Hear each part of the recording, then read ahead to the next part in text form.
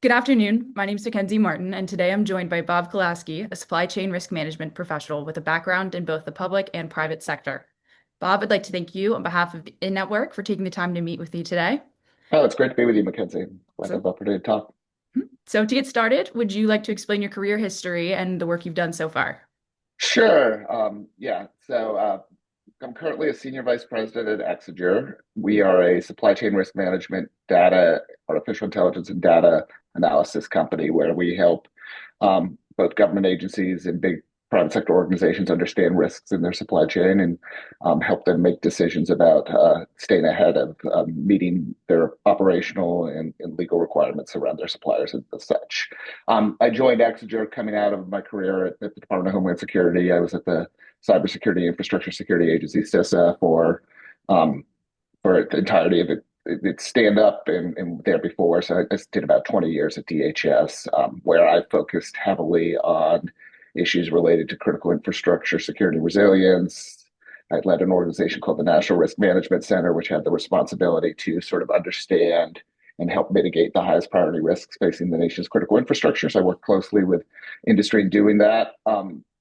And had an opportunity just to help stand up a lot of programs within DHS and sort of be at the forefront as we started to see the challenges from cyber and supply chain risks that the nation was facing. That's the principal elements of my career. I had some experience as a journalist and experience as a consultant before I joined the government. But it's been a nice run of working both in both the public and private sector. I think we're going to talk about that a little bit. Yeah, that's an awesome transition that I found that a lot of people are making going from public to Yeah, private as opposed to the other way around.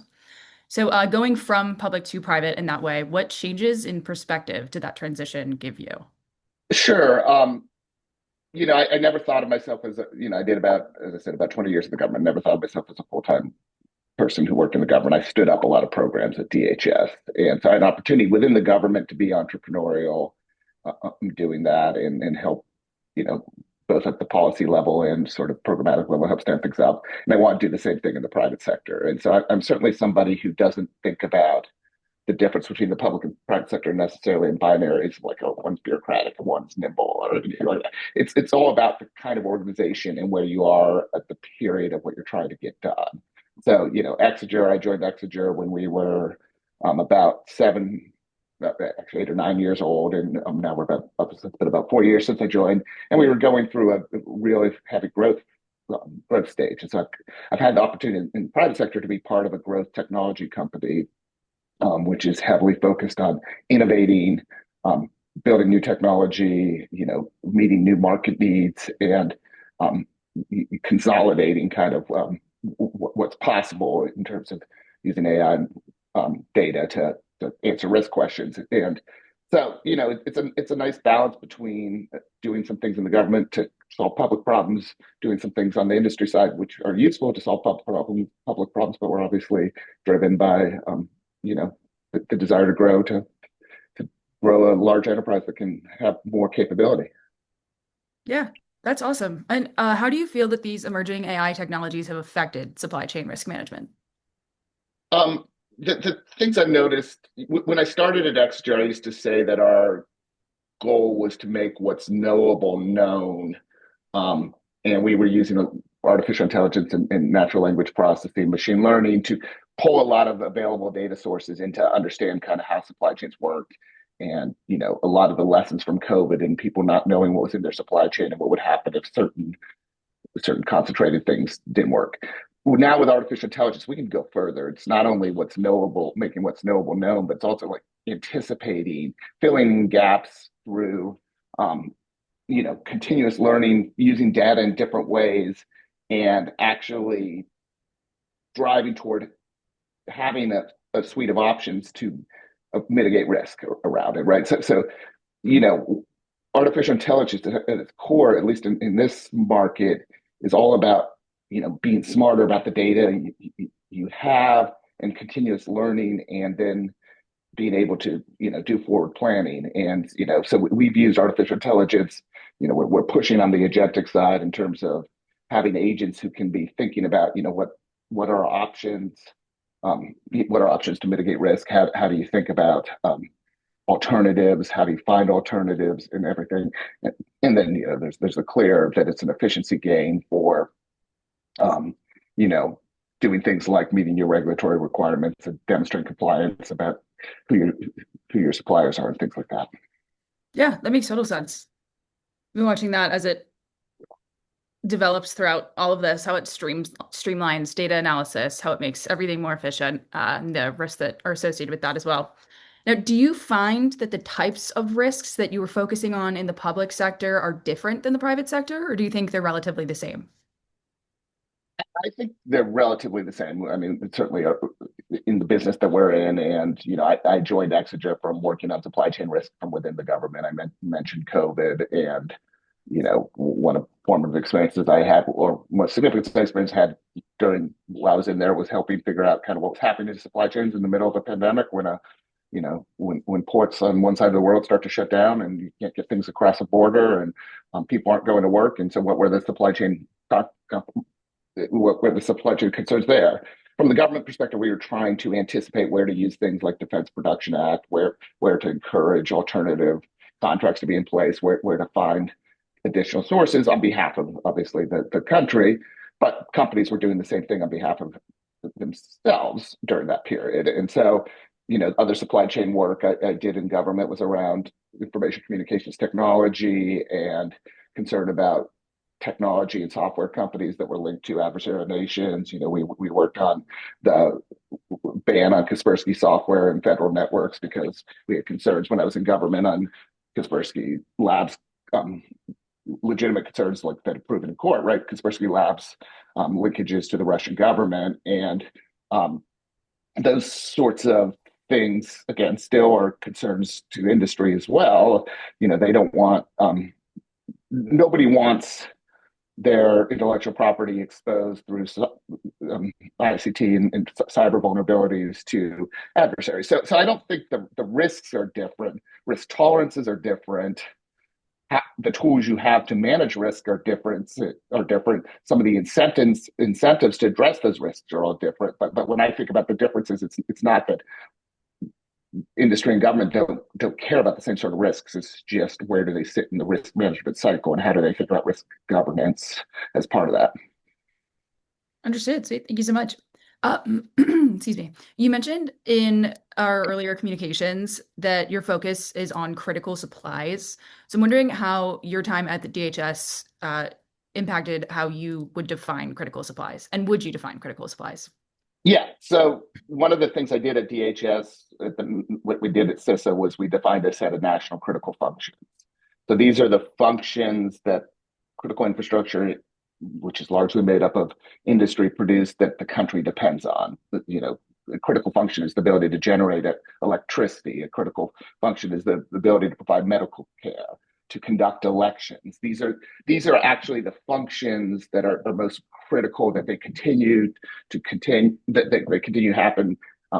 Manage intellectual property, the wholesale payment system, financial things, supply water, right? And so that gave us a framework to think about the things that are most critical, that have to continue to happen, that are outside of the control of the government. So it's a sort of parallel to the continuity of the government, continuity of operations theory, but it's continuity of operations for things outside of the control of the government. And if you start to think from a critical functions perspective, that gives you a path to think about critical supplies. What are the supplies that you need to produce the critical functions? I'll keep talking about the pandemic because it's a good example of this. During the pandemic, the critical function that became the most important to the country was providing medical care, right? And so then it became a question of what did you need to provide medical care, and then from that it became vaccine development, right? Vaccines for the pandemic and the like. And you go back and say, okay, what does it take? What are the critical supplies to make sure we have what it takes to develop vaccines? Obviously, it's the companies themselves, the Pfizer's, the Moderna's, and they rely on certain APIs, advanced pharmaceutical inputs. There are ways that those APIs are produced. There are chemicals that go into that, and you start to get through like critical supplies to actually achieve a critical function. And so that kind of framework has very much defined how I've done work at Exiger when we're thinking about, what are the things that are really important to the country that could potentially be supply chain vulnerabilities. This year, we talked a lot, or the last couple of years, we talked a lot about critical minerals. I just was talking about pharmaceutical ingredients.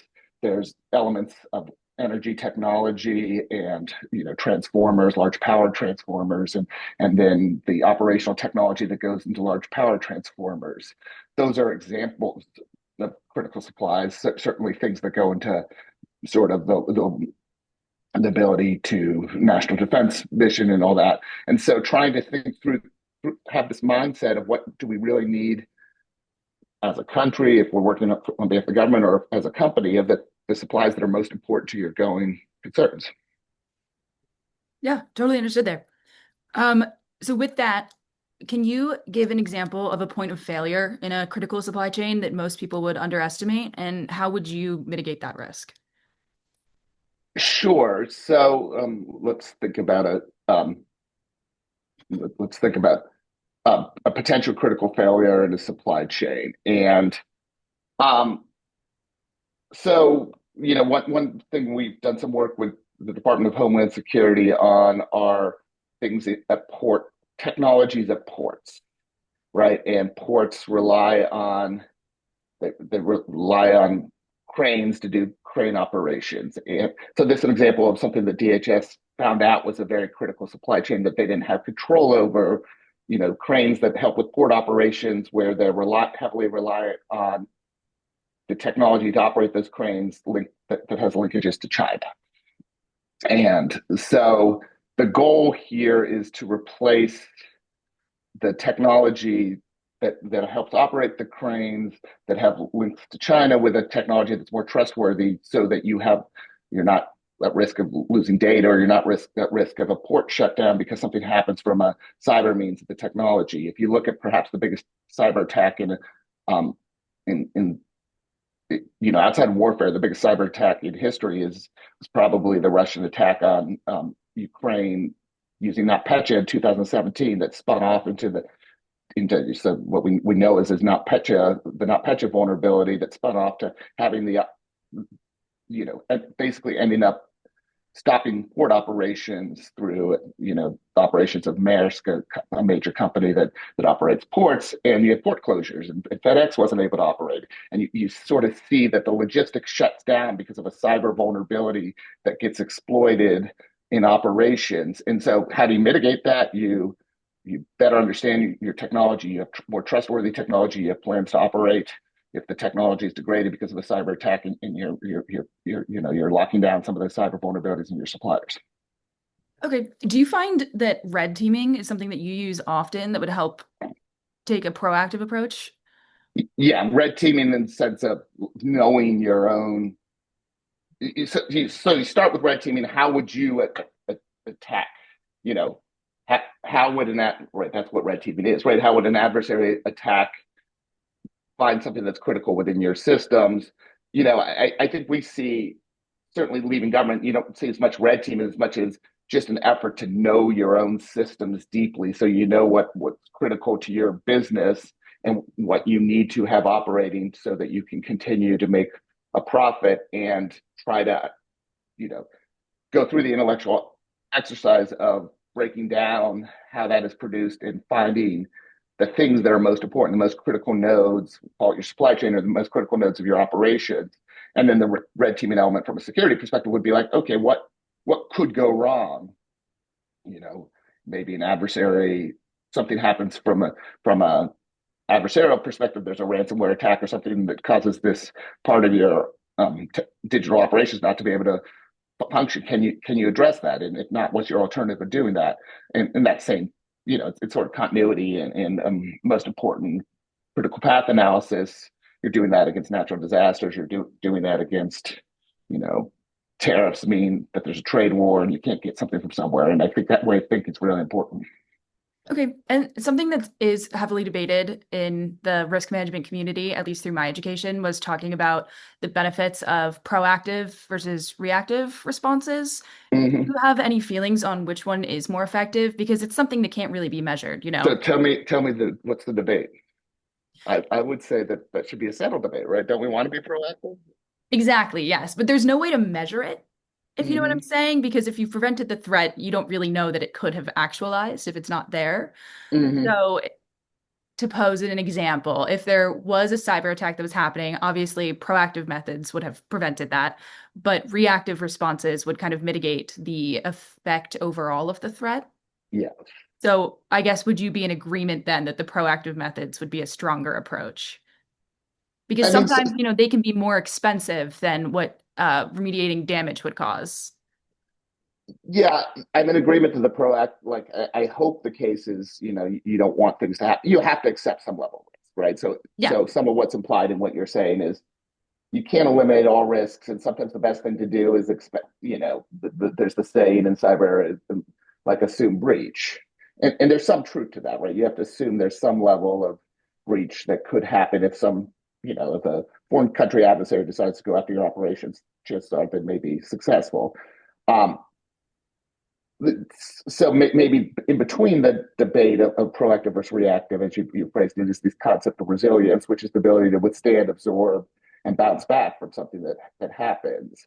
And so if you're going to be reactive, you want to have the things in place to quickly bounce back, to withstand the things, and have the plans of attack of how you will operate if something goes wrong. And if you're proactive, maybe you're thinking about the reason I don't think it's a debate is either way, even if you're being proactive about response, even if you're more focused on response and recovery than you are on prevention and protection, you still want to be proactive in thinking about how you're going to do response and recovery. And do you have redundancies built in? Do you have robustness and strategy? So even if your risk mitigation strategy is really how to deal with an incident that has happened rather than to stop an incident, I still think you want to be proactive about how you do the kind of planning and make the investments necessary there. Exactly. And I'm in full agreement Yeah. there. That was something that we discussed as, two different options, talking about that, just going over everything. So Yeah. thank you there.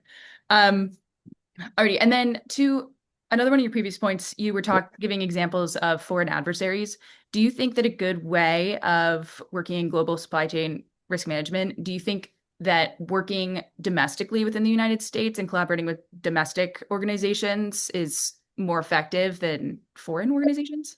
I've already, I've already always liked the concept of sort of trust shoring or friend shoring more than onshoring. So it's not necessarily, you want to tighten your supply chain to make it as to have a sense that you trust your suppliers, you trust the security thing that they're taking putting in place, you trust that you will have the ability to get things from your suppliers.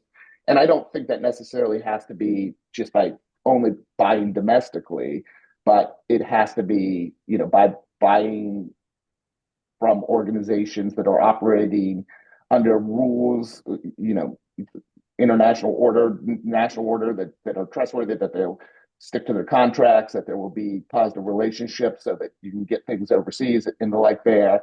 And, so I try not to make it as a dichotomy, domestic versus international, instead of, trustworthy versus untrustworthy. And when we look at the countries that we're most concerned from a supply chain risk perspective, it is countries that expressly have expressed adversarial concepts towards the United States, Iran, North Korea, obviously China, Russia.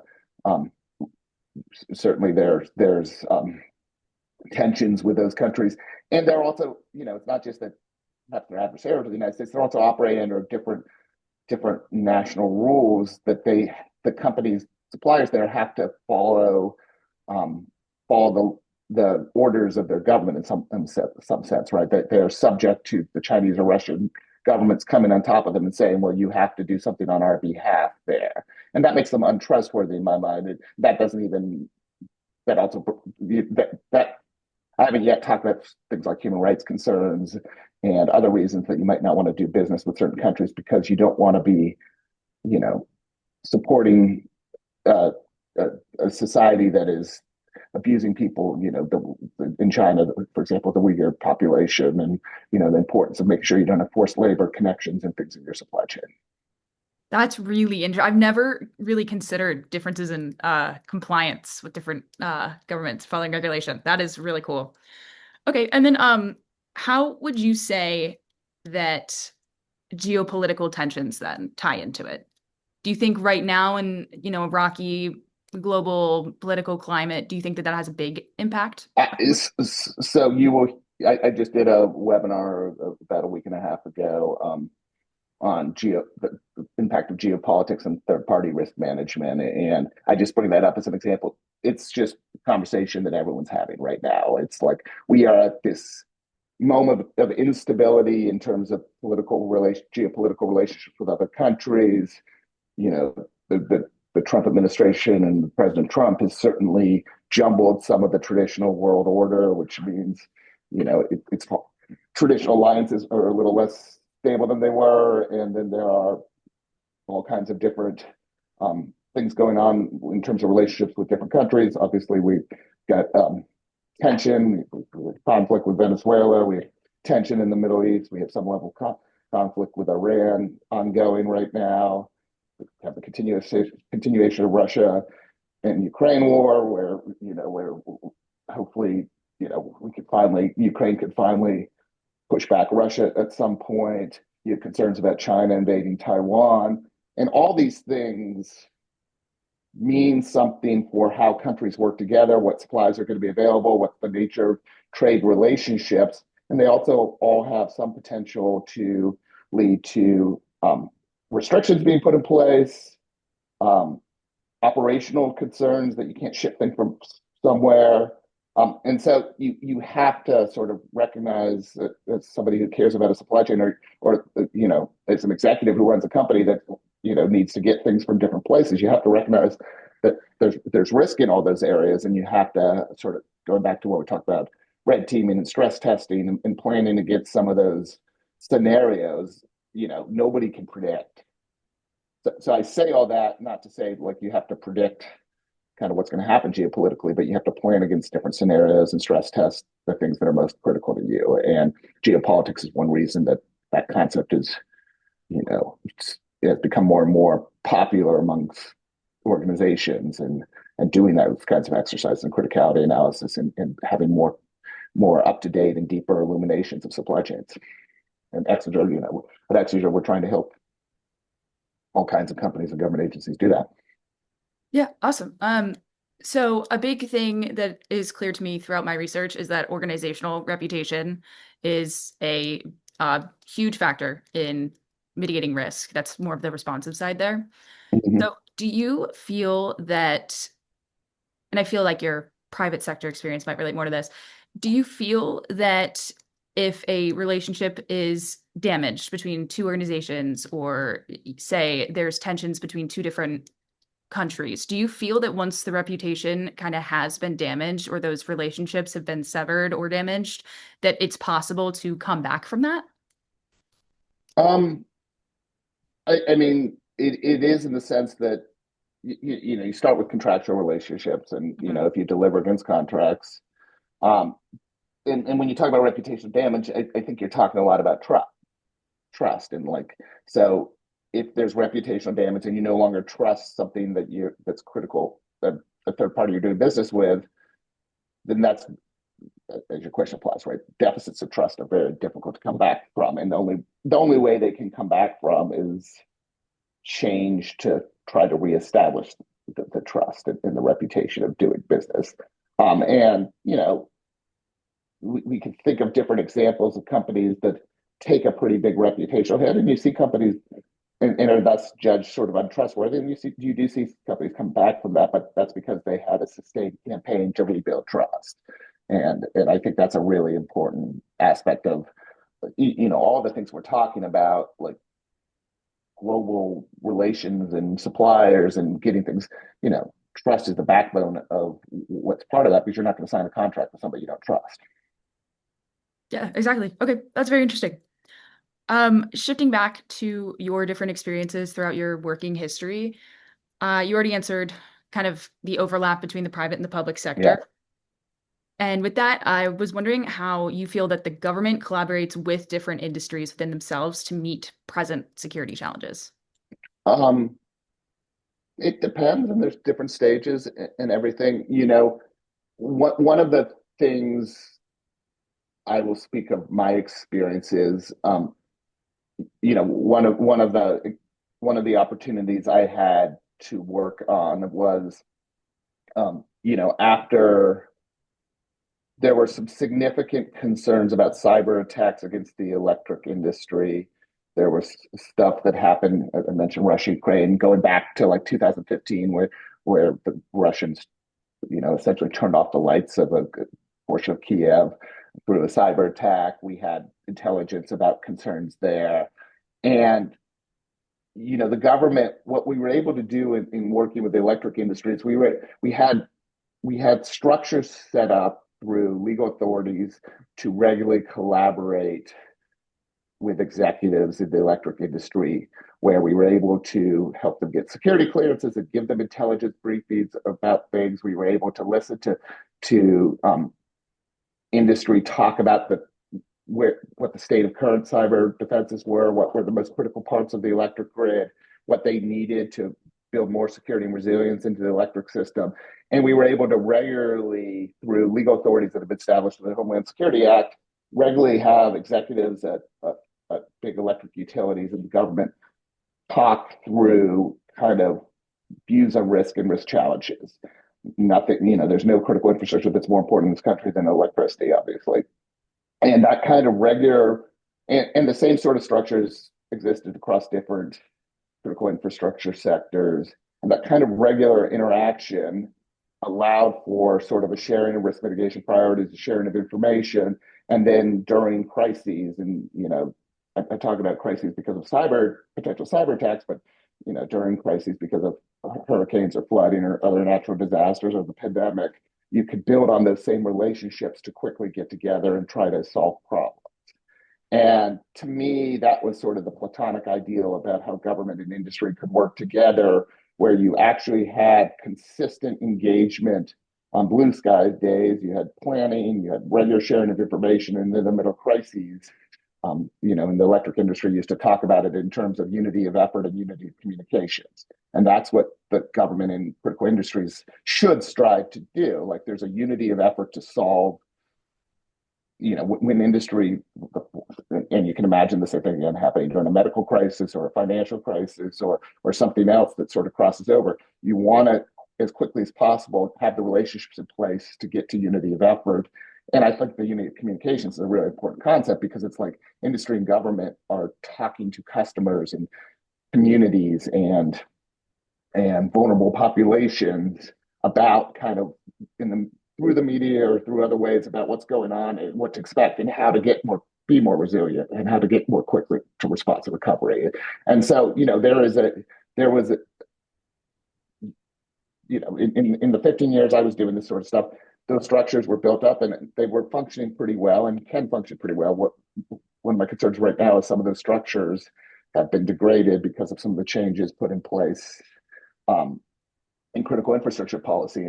But it's really important to have regular engagement, regular relationships, so that you can solve problems at speed. There's a saying that a hurricane's a bad time to share business cards, right? The crisis is a bad time to share business cards. The business cards need to be shared on a blue sky day. Yeah, that makes sense. I like that. So since there's going to be overlap, or there is existing overlap between these two industries, that might also include, defense contracting, that might include general contractors from outside the company.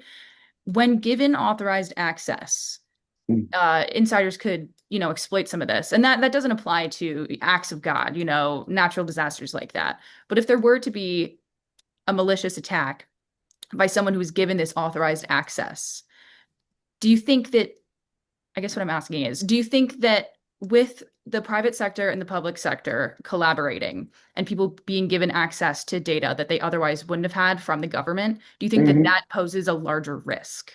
So again, not to natural disasters, but to Yeah, let's just talk about one that everyone knows about, this, an Edward Snowden scenario from 15 Yes. years ago, right? Right. And, so let's pick on Edward Snowden, Booz Allen and all that. And, you've got to do the company who is doing sensitive work, and I don't know whether it was out a good vetting of Edward Snowden or not, but the company that's doing the work needs to have a process in place to vet its employees. The government has to, in what we do at Exiger, we give a tool to help government evaluate key management personnel and things like that. There are other tools that help with insider threat things. The government sort of has to validate that the company has put in place those processes to do that. And so you want to have a level of personal surety against personnel who have access to sensitive things that is commensurate to how sensitive things are. So that's one element of that. But then there's the sort of zero trust concept that is very, is almost doctrine in cybersecurity right now. So even if you've done a good job of vetting the personnel, you only want insiders to have access to the information or operations that they essentially need. So you want to limit. You don't want to trust everyone just because they've been work at the company and they've been vetted. You want to limit who's got access to that. And then you do want a zero trust element. You want to say, okay, I'm going to test all the time. I'm going to make sure that there are extra protections and there's validation that the insiders are seeing this, that there aren't things that are going wrong. And all that's just part of a layered risk management approach that's based on hitting it at different parts of the cycle, that's based on risk tolerance because of the sensitivity of something. So it is inevitable that insiders are going to have access to run things of things that could go wrong. It's just the more sensitive things they are, you just have to put protections that one insider can't cause that level of harm. Right, yeah, yeah. And I think that's referred to as the principle of least privilege, right? Yeah. And to anybody listening, that would be that anybody who has access to critical or sensitive data should only have the minimum amount of access to do what they should be doing with Yeah. that data. Yeah. I mean, there are some scenarios that are really scary that you can imagine could happen through a cyber attack, but those there needs to be redundancy. So even one individual can't cause those things. Like, so you know, because if one individual can't cause problems, they become a lot harder to do. Right, yeah, and then that applies to continuous evaluations, audits within the company. So I think that's really important. Yeah.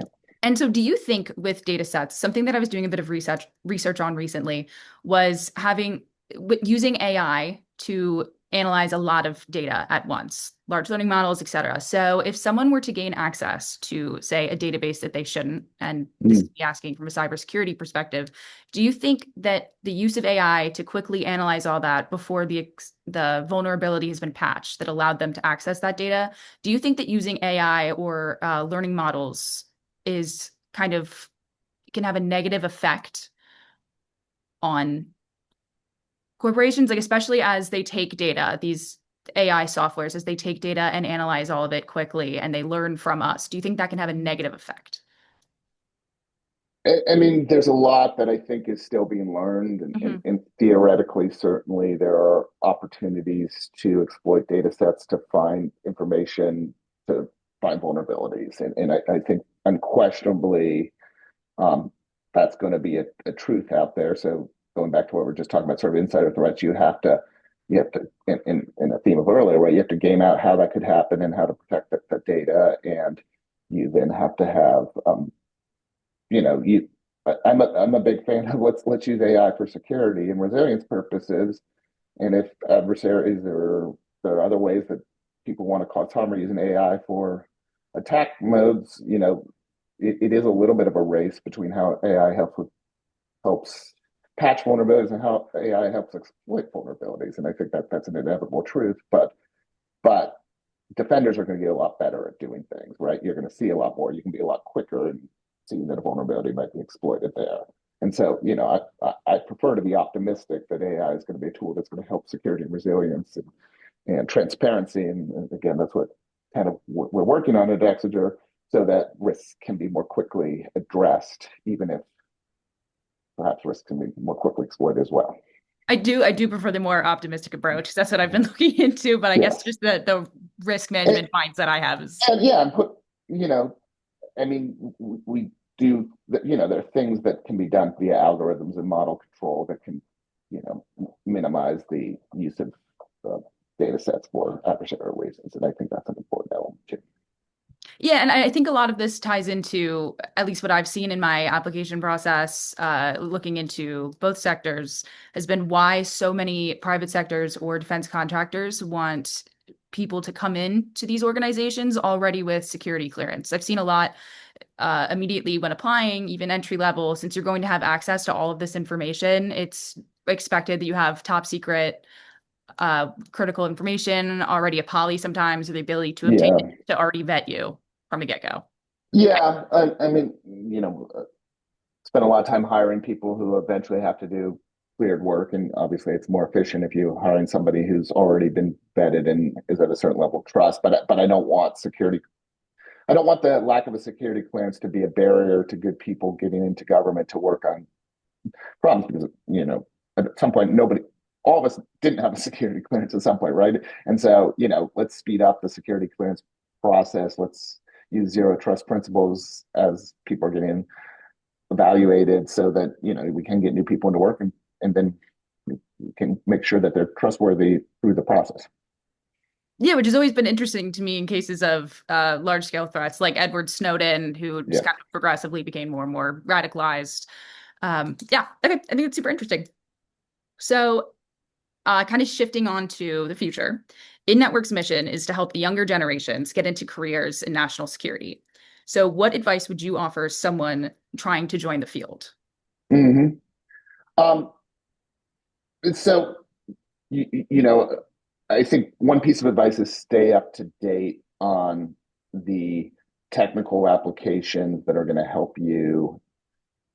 The easiest thing that's going to help the next generation of national security professionals get into the work is that they have invested in understanding digital technologies and artificial intelligence and have some sense of kind of where the world's going because we need skilled practitioners sort of we need to keep regenerating our technical proficiency as part of national security. And so the number one advantage I think a younger professional has at this point is having the opportunity to study and gain technical proficiency in a world where the technical aspects, again, we'll just simplify this to artificial intelligence in the world where that's changing so quickly. And so that can be a differentiator, right? That you've been educated and you've taken classes and you've studied and you're native in artificial intelligence, and that's going to make you appealing as a national security professional.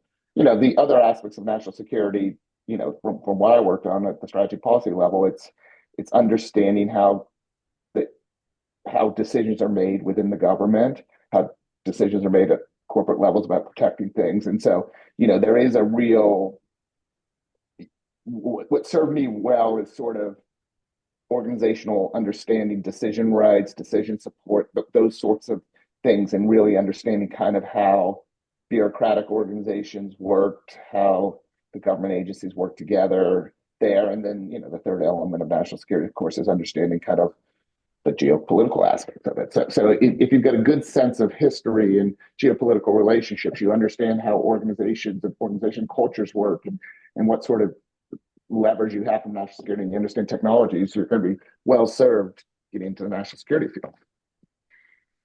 Yeah, that's awesome. Do you feel that your education prepared you for that, or that it's been continuous learning that's helped set you up for your career as it's occurred so far? So, my focus in college was on history. That goes back to sort of having a perspective on kind of the U.S.'s place in the world and relationships. My focus in grad school, I got a master's in public policy, was in business and government policy and microeconomics, and I took a class from Bob Blackwell, who was at one point President Bush's ambassador to India, among other things, a National Security Council guy, and learned a lot about how the National Security Council worked and structures and how decisions were made during things. And so, and then, the continuous learning has really been about aspects of risk analysis and risk management. And I had the opportunity early in my career at DHS to write the department's risk management fundamentals document. And I helped establish the DHS first risk lexicon. And I did that by reading risk management standards and looking at NIST stuff, looking at ISO stuff, looking at international standards there. and studying risk analysis from different fields, environmental risk analysis, safety-based risk analysis, and trying to bring those concepts to a security organization. So yeah, I think it's a little bit of a combination of everything, but I've been lucky, I guess, that I've been able to put together some technical expertise with some perspective on kind of higher strategic issues. Great. Yeah, no, that's awesome. That makes so much sense. I think that the translation there between private and public sector, at least, has always interests me, hence my many questions about it and your Yeah, expertise. yeah, and I think as you mentioned that point, and then the last 4 years as I've worked at an AI technology company, it's been really trying to understand the disciplines of um, you know uh, what it's like to work at a growth company and financing and aspects of what's going to make a company successful, and that's been a continuous learning piece too. Perfect. Well, Bob, once again, I thank you so much for taking the time to meet with me today to talk about your career, your expertise, and share that, and especially give Appreciate, advice for all of us trying to get into this field. yeah, Uh, I appreciate your interest and the opportunity to talk to yeah. you. Well, yeah, again, I greatly appreciate your expertise. Thank you so much on behalf of InNetwork and Okay, appreciate you. thanks, Mackenzie. Yep.